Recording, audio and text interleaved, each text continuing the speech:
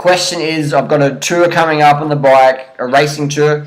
I've been training hard the whole year. Do you have any tips, training-based tips leading into the last 2 weeks before this race tour? And obviously dietary, I eat a lot of fruit, but I drink beetroot juice and have banana and date smoothies. But I do eat some meats and green curries. Please convince me why I should cut out everything except fruit before the tour. I have seen your Strava power puts and they are impressive. I train a lot more than you. Could your results also be physiological, not dietary? Because obviously not everyone will go from couch potato to pushing 540 watts. Anyways, I love the vegan lifestyle. I've tried it for a week, but I crave other foods. One day I'll convert, kind regards. So the question here, fellow cyclists, let's get the first one down. So you've got a tour coming up. Well, you've been training all year for something. 2 weeks of extra training isn't going to do anything. Like, you can't get gains in 2 weeks. 2 weeks, you need to be doing stuff a lot longer to build up that physiological response. So training-wise, all you can do 2 weeks out is make sure you're rested for this race. Okay, you got to be rested for it. You got to be tapering off versus get to the event and be overtrained, a little bit overtrained and a bit apathetic versus undertrained a little bit and like super hungry. I'll tell you what, the main reason people do drugs is for that psychological pump, that like aggressiveness. So you always want to be a little bit undertrained and hungry for the win versus a little bit overtrained and a bit apathetic, like, oh, that's the break, maybe it will come back later on, blah, blah, blah. So that's what you want to do. You want to be tapering off those last 2 weeks. Maybe do, drop it down to 200 Ks a week. Max. 200 Ks a week, just pedaling around, maybe do a few Strava segments here and there. But obviously, if you're racing at level, you're going to know what to do. But that would be my tip, is 2 week taper for this race. So you get there fresh and fucking hungry to dominate and hungry to suffer. Next question was, I eat a lot of fruit, blah, blah, blah. Please convince me why I should cut out everything except fruit before the tour. Well, fruit's going to be your best, but I'll tell you what, if you're traveling around eating just fruit, you might limit your caloric intake, your glycogen resynthesis every day. So you'll come to the race day, you might be eating healthy, but you haven't been eating enough, so you're not going to have enough glycogen synthesis, so your power's going to be dropping. So you want to be eating at least 10 grams of carbs per kilo body weight per day. Otherwise, you're not going to be able to get the power you need to push the pedals to your genetic potential naturally. Why should you cut out everything but fruit? Well, I wouldn't say cut out everything but fruit, because vegetables are good. It's all about if you can get enough calories. I'm not sure where you live, but I've been to places where you couldn't get enough fruit. When I cycled from Adelaide to Perth, I couldn't get enough fruit. I'm obviously going to stay vegan because that's what means a lot to me, ethical, health-wise, everything else-wise. But I couldn't get enough fruit, so I was living on cornflakes with water and jam, bread, vegan bread with the Vegemite on there and peanut butter. And that was okay. Obviously, I would have preferred the fruit because fruit is fucking high-performance fruit. It's sort of like riding your bike and it's really sunny. And you got your preferred glasses that don't let the wind in, they sit on your head good, they don't fall off. You can't get those glasses, so you pick up some cheap, crappy things that still do the job. You can still ride into the horizon of the sun. It's not getting the glare, it's not dangerous. You can actually see where you're going because it's not too sunny. So if that makes sense, so you still want to get your carbs in. I found one of these on the side of the road. It's a wrapper. These wrappers are very common. So it's just it's sugar. Dextra Energy Sports Nutrition. These retail about $6 in Australia. How many grams of carbs we've got in here? So it's 113 calories, so it's going to be about 25-30 grams. 28 grams of carbs per one of these, alright? $6, 28 grams of carbs. Then you got your organic dates. We buy them by the fucking box, man. Buy them by the box from the wholesalers. 28 grams is probably about the same as 2 dates. So this is going to be lighter. It's going to be easy to use race fuel. Obviously, you take the pits out beforehand. Just close them back up again. Try and roll them up. And they might get a little bit sticky in jersey, but it's fine. And just, boom, whack them in your mouth. Fucking around one of these, pulling the cap off. This is like, how do you do that? Reaching the jersey, put a date in your mouth, already taking the seat out before you start your race. Fucking easy. But let's just say I was in a race and I ran out of dates for whatever reason. And 10 carb rolls up with these. Will I use them? Definitely. They're vegan. They're vegan. But I'm going to prefer real food. You need sugar. There's no getting around it. There's no getting around it. You need sugar. You need a fructose lot of sugar every day.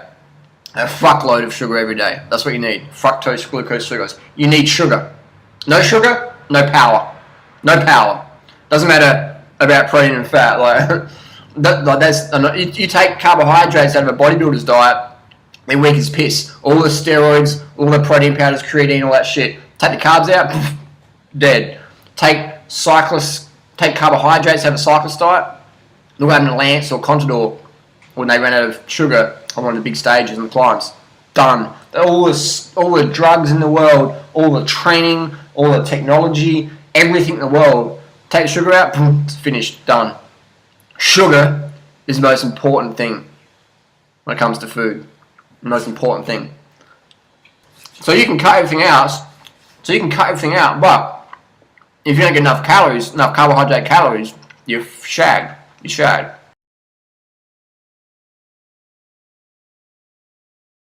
I'm not sure of your situation, so you might be in a situation where you can't get enough fruit. So then you'd have the backup plan of the rice, fruit juices, things like that. Some organic sugar sprinkled on your cereal or whatever. But fruit's always going to be the best. But again, the biggest problem with fruit is finding it. We live in a society that doesn't want people eating fruit. Because when you're a fruit eater, your consciousness starts shifting. It might sound all hippy-whippy woo-wah, but it's true. You start seeing things in a different way that you've never seen before. Whoever orchestrates society doesn't want people seeing the truth in society. They want people stuck in this meaningless pursuit of meaningless material items that we get, everyone else judges us based on our acquisition of this crap. What car do you drive? What's your postcode? Is that Rolex this year's model or is it 2 years old? Just meaningless crap like that. That's what people will get conditioned into. I've seen it, man. I've seen the most material people get into raw food lifestyle and just start just downsizing. Hang on, this gold watch doesn't mean fucking anything. I worked my ass off to get this piece of crap. People learn quickly. So, but getting back to the question, it's all about carbohydrates. It's all about carbohydrates. Why can I put out so many watts with so little training? I'm not putting out 540, by the way. I mean, maybe for a minute, but 65 kilos for 15 minutes, maybe 350 watts. So it's all about power to weight, watts per kilo versus 1,000 watts or 200 watts. It's watts per kilo is what matters. So why am I putting out such a high watts per kilo?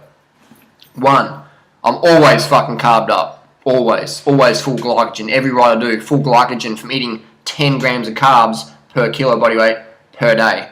And anything over an hour, 1 gram of carb per kilo body weight per day. I'll have that below in the description, have a little block of text there. So I'm always got full glycogen. I'm always hydrated. I never get thirsty. Ever get thirsty. Never get thirsty. Drink at least 2, 3, 5 litres of water a day. Drink at night time if I need to. I have water by my bed. If my mouth's a bit dry, sip the water. Never thirsty. Never dry. Ever. And I'm pissing in a bottle at night time. So I'm just... The garden loves me. The garden loves me. The nitrogen I put back in the soil, plants love it. Thirdly, I'm always getting enough sleep. I'm always going to bed getting to sleep. I don't have children. I work behind the computer. I'm self-employed behind 70 hours a week. So I set my own hours. I go to bed early, percent of the time of the year. Sometimes I have late nights, but it's pretty rare. When I'm traveling, I have late nights. So I'm always carved up, always hydrated, always getting early nights. When you stack that up, your body's just like ready to roll. So that's how I can do so little training, but put out such a high watts per kilo. Because I'm taking care of my basic physiological needs. Everyone focuses on doing mega miles or whatever, which is cool, but they're not eating enough, not sleeping enough, not eating enough carbohydrates, they're not getting enough water, not getting enough early nights. So they just don't get the best out of themselves. And they're getting, I've got to do more training. It's like, no, you need to do less training and realize that training isn't just about on the bike. Training is eating enough carbohydrates. Training is eating low fat. Training is eating low sodium, so not carrying extra 4 kilos of water bloat up the freaking climb. That's another video in itself. So it's I could talk for hours on this one. But I do so well in so little training because I cheat. I'm a fucking lazy fucker, man. I am the laziest cyclist around. Ask anyone who I ride with. I'm always sitting on the back. I'm always sitting on the back, man. Always sit on the back with some excuse, like I'm the laziest cyclist around. I eat well, so I don't have to push so hard. That's just, I eat well so I can get Strava KOMs easily. But if I was like a junior, man, and you know, I'm not talented, man. When I was 17, I'd catch the bus versus ride my bike to school. People go, oh, it must have been a far distance. It was only about 1.5 kilometres from my house to my school. So when I was 17, I was catching the bus. I'm training with kids who are 17 who are fucking smashing it. Who are smashing it right now. So I definitely didn't have a talent at all. I just cheat in terms of eating well, getting the early nights, staying hydrated. And all my Strava KOMs, non-caffeine assisted. Non-caffeine assisted. So I haven't had a cup of coffee since 1999. I'm not saying it's a bad thing, but it's definitely bad for your health. Getting off caffeine, a lot of people I see sitting at the coffee shops and just drinking coffee, and I'm like, why are you drinking coffee on a recovery day? Why are you drinking coffee during the middle of the week? If you're going to use caffeine, use it for a race day only. Race day only. Otherwise, you're just burning your adrenal glands out, and you're going to have a lot shorter of a career, or you're going to be dependent on stimulants and get into the other things. So now you're going to probably get another 20 questions, which is fine. Post comments down below, anyone, and we'll do some more videos, and we'll get those. We'll open these boxes of bananas and just get everything out on the table so people can learn more cycling tips. Because I am not born with talent. I'm a fucking lazy ass trainer. Lazy as. But I focus on things like bike fit, nutrition, hydration, early nights. That's what I focus on. And I train with a power meter. If you don't have a power meter, you're really shortchanging yourself. You've got to get a power meter. 100%. If you want to get more out of your cycling, get a fucking power meter. Chop your hand off to get one. So quick take-home message, 10 grams of carbs per kilo body weight per day. Always pee and clear, at least 2 to 3 hours. Every 2 or 3 hours you're having a clear pee stream. So if you're pouring water out, it should look like water coming out. If it's yellow or straw, you drink more. Early nights, get to bed at least 7, 8, 9 p.m. every night, man. If you can't sleep, that's okay. Just lay there, relax, chill.